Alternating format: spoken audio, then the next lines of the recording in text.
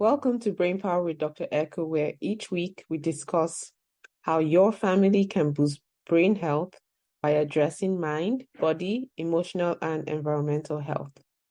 And now, here's the episode.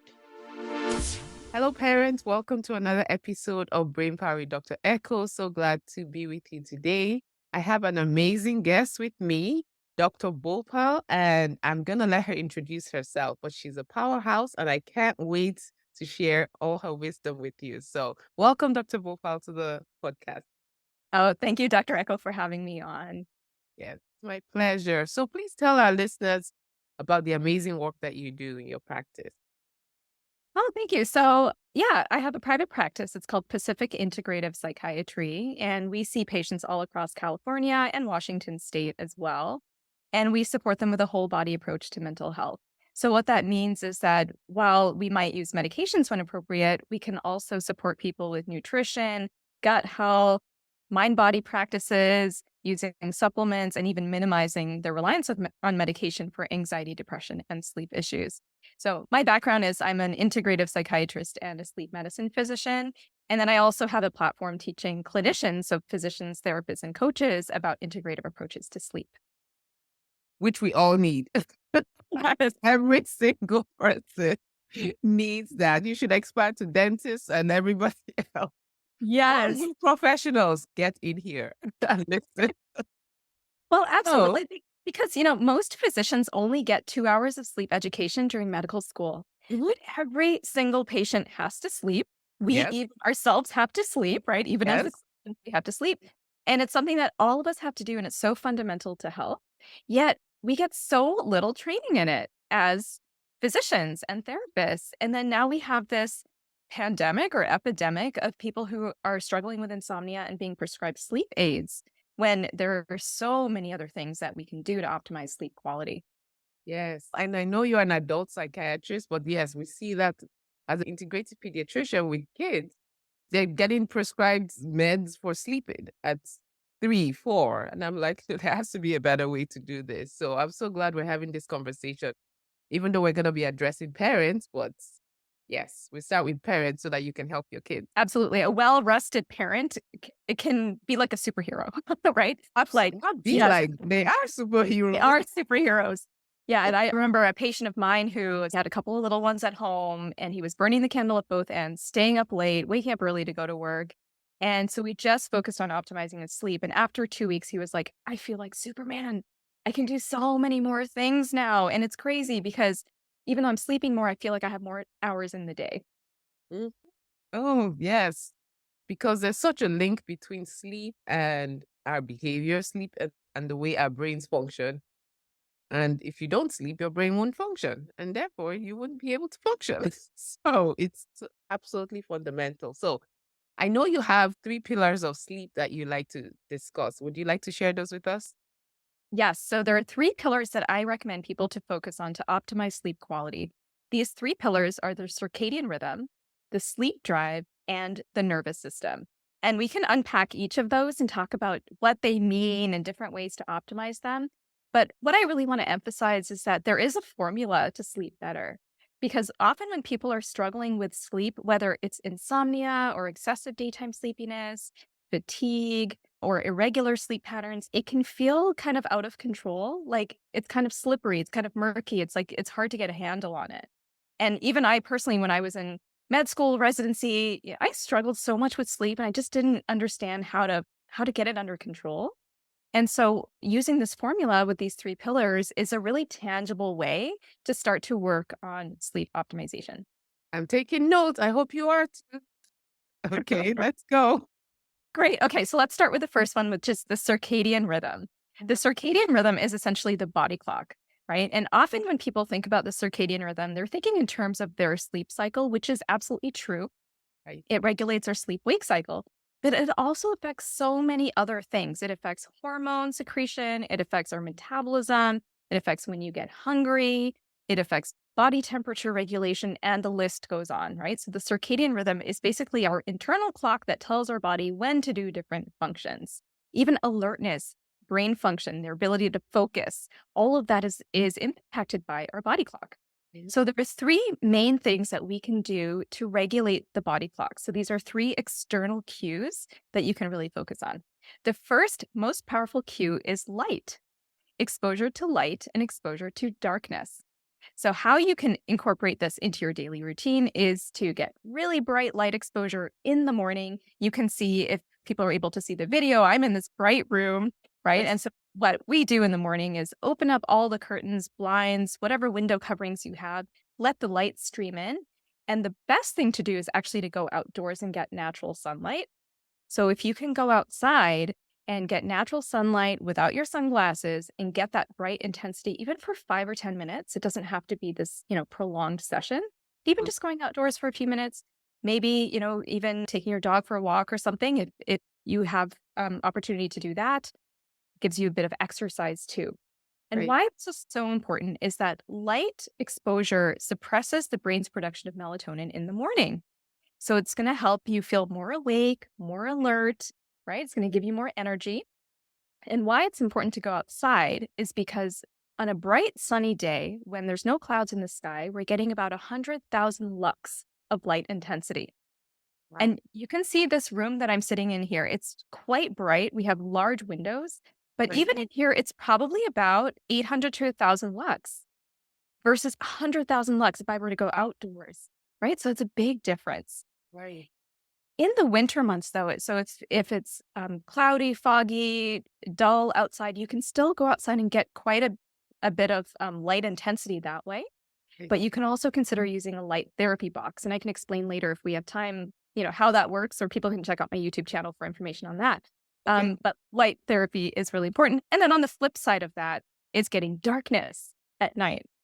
So exaggerating exposure to darkness in the evening. So dimming the lights, closing the blinds, even dimming screen brightness, that helps to promote your brain's production of melatonin in the evening to help with sleep onset and promote good quality sleep. So I'll just pause there. So that was the first one. The Yeah, I was circadian about rhythm. I have all these questions in my head. So I'm thinking, well, of course, it's the pediatrician. So for kids, instead of waiting, so this whole thing about we're watching TV before we go to bed is actually not good for the kids' brains to start shutting down. We need to reverse it, right? Watch TV further away from bedtime, right? So Based on it's what you okay. say. Yeah, that's a really great question because this is a routine that a lot of people do, right? Is like you watch TV in the evening. And so there's a little bit of nuances with this one. And so what I tell people is that actually TV in the evening is not bad if it helps you wind down. Right. And TV is better than something like watching something on the iPad or your phone because it's less interactive. So it's a bit more passive. It's not as stimulating to the brain. You can actually dim the brightness on the TV screen. It's not in your face, like it's not just inches from your eyes, it's several feet away. So it's actually not as bad. And if it does help you calm down and just get your mind off of things in the evening so that you can fall asleep, I'm not opposed to that. Right. So there is some nuance there to figure out like what actually works for you. On the flip side, if you find that your kids or even yourself, you're getting revved up in the evening because you're watching a show and you want to keep watching, then it's time to reconsider that habit. Yeah, because I was thinking maybe how lots of kids they'll take a shower and then they'll watch TV and then sleep. So maybe if we just reverse that to watch TV, take a shower, and then bedtime, that will give them more time to wind down, and that time will help wind them down even more, and then they're ready for bed. I I think think that's that's what I'm great. gonna start teaching. Because it makes sense because we're priming the brain to like, okay, so things are slowing down. Yeah, absolutely. And the whole idea here is to create a little bit of a runway before you go to sleep. Right, Because sleep isn't like flipping a switch, like you're awake and then you're asleep. It's more right, like, it's not like on off, it's more of a dimmer switch. So we need to start dimming our activity in the evening, like right. physically dimming the lights, literally, and then, figuratively dimming our activity in the evening so that we're winding down our nervous system so we can have Okay. this like nice slope into sleep. Yeah, I love that. I like the runway analogy. So I'll just quickly share the other two pillars under circadian rhythm. So we're still talking about the body clock. So the most important cue is light. The second cue is activity, meaning exercise, physical activity, and movement. So again, we want to create a little bit of a runway in the evening where we're not doing very vigorous activity, right before going to bed. And I know this can be tough for parents because you're busy all day, the kids go to bed. Maybe now you want to fit in your workout or something like that. So you want to avoid very vigorous workouts at least an hour before bed. Studies actually show that doing vigorous activity in an hour before bed negatively impacts sleep quality, and it can, make it just harder to fall asleep and stay asleep. Mhm. So vigorous activity means any type of exercise where it's hard to talk. So imagine if you're, sprinting or something, it's hard to talk to Right. anyone else. So light to moderate exercise is okay in the evening. But Okay. the key here, though, is regularity with the circadian rhythm. Regularity is king when it comes to the circadian rhythm. So what this means is regularity with that light and dark exposure, and then regularity with your physical activity and exercise. So making sure that you're kind of on a routine. And then the third cue is the timing of meals. So often we're thinking about what are we eating and the nutrients and all of that, but the time that you eat also has an impact on sleep and circadian rhythm. So having meals at regular times every single day, where within an hour or so, wherever possible, having Right. your larger meal at lunchtime, midday, a lighter meal in the evening, finishing your meal 3 hours before bed. And then for people who wake up hungry in the evening, or they might have a little bit of a drop in blood sugar and it's harder to maintain sleep, then having a high fiber snack about an hour before bed can be helpful. But again, the regularity is so important for the circadian rhythm. Yeah. I like that you pointed out the times of eating because most people have that flipped, right? They eat a big dinner and not so big lunch, and then 3 hours before bed. That too is important. Okay. So what kind of high fiber snack? What's an example of that? Yeah. So something like this could be a piece of fruit with nut butter. So maybe like an apple with nut butter. It could be something like a handful of berries. It could be roasted vegetables and hummus, something like this. So again, it should be nourishing. Like the idea here with sleep should be nourishing and enjoyable. And same with food. So it shouldn't be something where you're like, oh, I have to eat this like high fiber, disgusting snack so I can sleep, Like it's That like already that already does it. yeah, it's like that's just not going to help you. So it should be something that you enjoy, but just take into account that you don't want it to be like something really salty, sugary that's going to like impact your blood sugar regulation. Right. Uh, so you can think about what works for you, but usually some kind of fruit or vegetables with a little bit of like a nut butter or a yogurt or something like that can be helpful. So the second pillar is the sleep drive. Okay, so the first one is the body clock and just staying on a schedule and being regular. The second pillar is the sleep drive. And what this refers to is the pressure to fall asleep in the evening. So the longer we're awake, the more our brain builds up a neurotransmitter called adenosine. And the more adenosine you have in your system, the sleepier you're going to feel. So when you sleep, your brain washes out this adenosine and then you're more awake in the morning. And then the longer you're awake, the more adenosine builds up. So, how we can enhance this so that by the time you go to bed, you're sleepy and tired, right? Because I hear from a lot of people, they're like, they go to bed and like, I'm not even sleepy yet. So, there's ways to increase your sleep drive. So, one is to get more activity and movement throughout the day. So, that can be going for walks. It could be even just like doing some light stretching, squats, things like this, just little activity throughout the day instead of being sedentary all day. And then maybe there's like 1 hour where you go to the gym or you do your exercise or whatnot. So thinking about how you can get more movement throughout the day. The other thing to think about with the sleep drive is caffeine, because caffeine actually blocks that adenosine receptor in the brain. So adenosine isn't able to tell your brain that you're sleepy if you have caffeine, because caffeine is blocking that action, right? But the adenosine is still building up in the background, even though caffeine is blocking your brain from receiving that signal that you're sleepy. So Right. this is why you'll see people lining up outside of Starbucks at 2 p.m. because that adenosine is building up. So they need another caffeine hit to block that signal, right? And so, yeah, so you want to be mindful of how caffeine might be impacting your brain's ability to even know that you're sleepy. You might notice you get a crash in the afternoon. And then, so you want to minimize caffeine use at least 6 to 8 hours before bedtime, because that's about the half life of caffeine. And for some people, it's even longer than that. So just you have to notice, right? So a lot of this is just noticing yourself, tuning into your own body, Right. noticing how different things affect you. What works for your partner might not be the same for you. So really getting a sense of how caffeine affects you, how all of these different activities affect you so that you can increase your sleep drive. Oh my goodness. I hear all the coffee drinkers say, what? That means limit yourself to 1 cup because caffeine also narrows your blood vessels that go to your brain. So please, Yes, that's exactly impossible. right. And then people might say like, "Oh, I can drink caffeine in the evening and it doesn't affect me." And it might just be because you're used to getting bad sleep, like, you might not even know that it's affecting you. And so you can and actually studies show, like, if someone has caffeine in the evening, you can see the impact on their sleep quality throughout the night and more awakenings throughout the night on a sleep study. Right. So, again, we don't want this to be an exercise in deprivation of like, "Oh, now I have to eat fiber snack, and now I have caffeine in the evening," right? Or in the afternoon.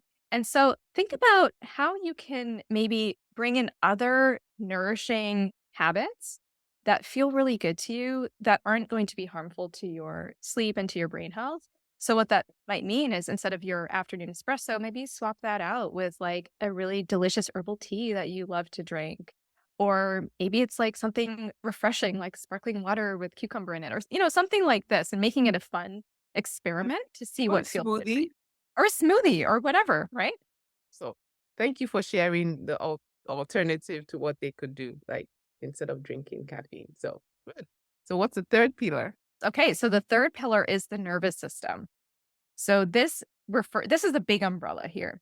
This can refer to things like stress, anxiety, depression. There's a bidirectional relationship between sleep and mental health.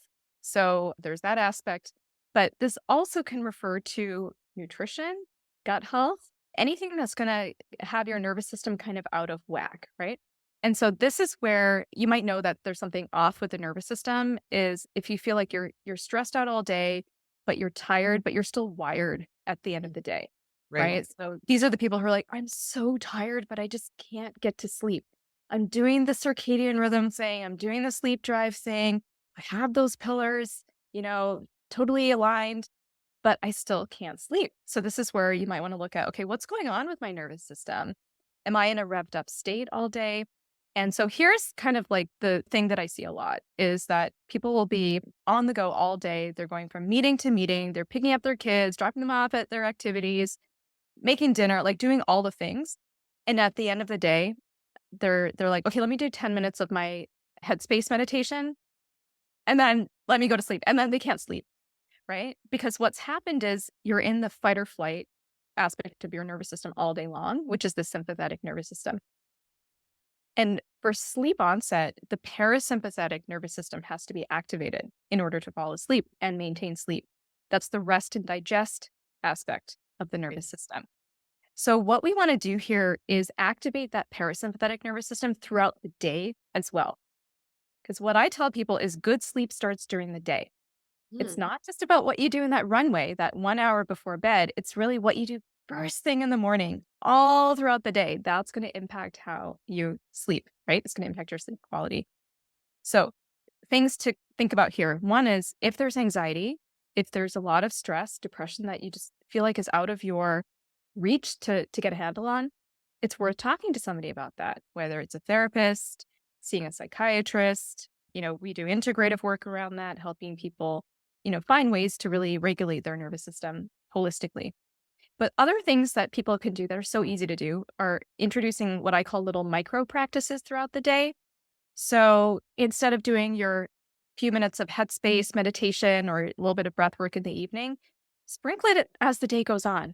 So maybe between each transition.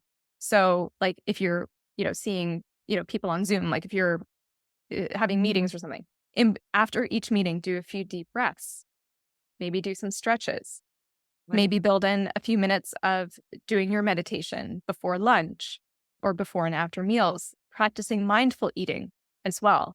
So bringing mindful practices into your day. So mindful eating means you're sitting down, you're chewing your food thoroughly, you're noticing the aromas, the textures, the tastes, and so on. Maybe you're doing mindfulness as you're washing your hands, right? So finding these like just little moments where you can bring a little bit of calm into your nervous system, that can have a really big impact on how you're able to fall asleep and stay asleep in the evening. Wow. I love the statement that you made about good sleep starts during the day. I don't think we recognize that enough. So this makes sense because you hear a lot of people saying, be mindful. Maybe they don't exactly explain why. So this definitely explains why you should have the micro practices she's talking about.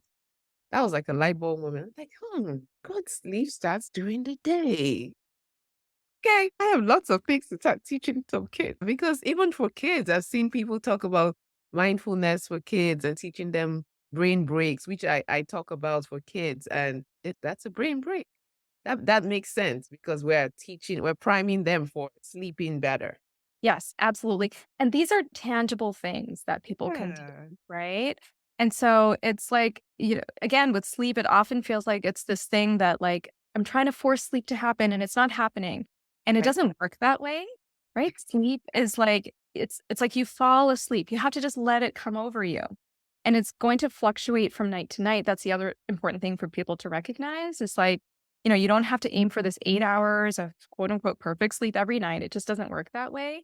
So it's going to fluctuate. But the things that you can control are during these brain breaks. I love that term that you use. Focusing on your circadian rhythm, looking at your caffeine and your sleep drive, and all of these things are things that everybody can do, right? And there's all these little things, they add up to make a big difference. And so what I would emphasize to anyone listening to this is you don't have to do all the things. We just listed a whole ton of different types of practices and Right. behavioral things to do. You don't have to do all of them. Pick one to Mhm. start with.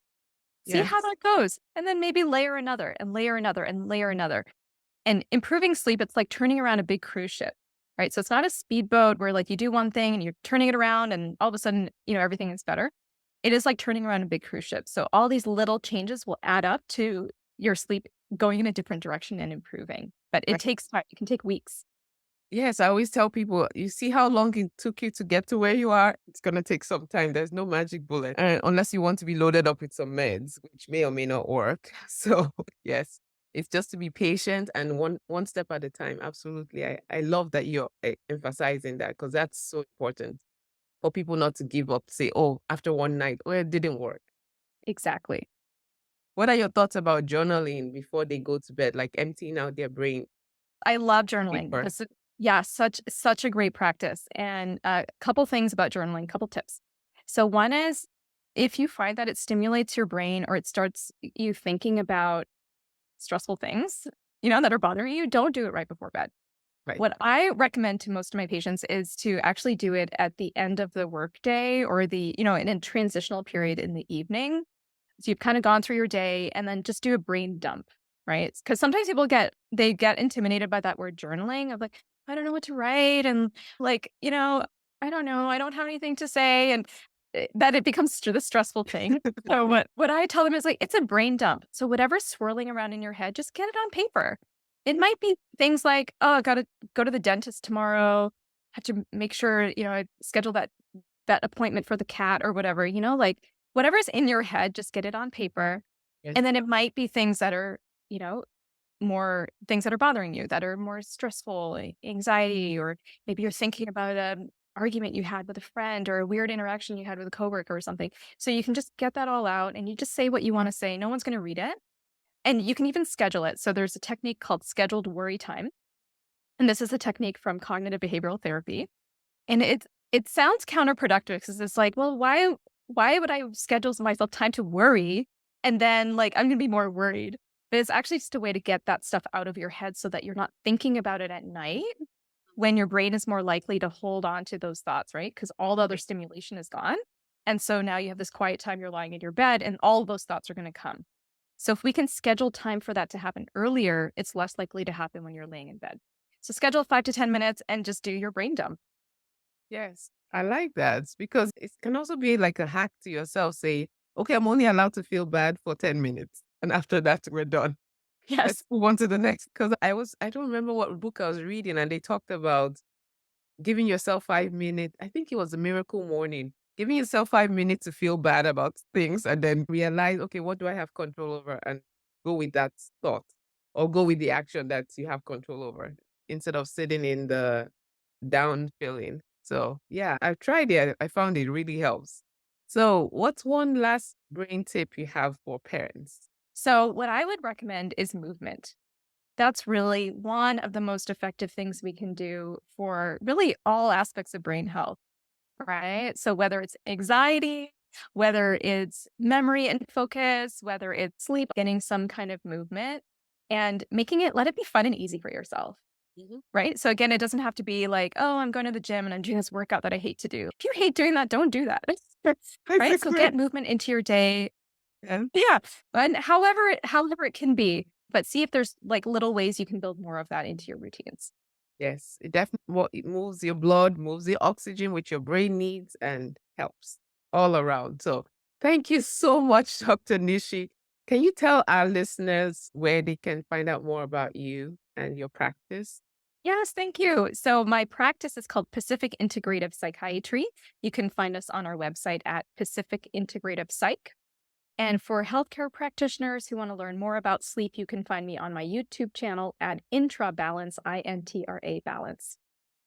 Okay, wonderful. So please go check her out. She's a wealth of wisdom, as you can see. I took note. I hope you did too. So thank you again for listening to this episode, and we'll see you on the next episode. Have a wonderful day.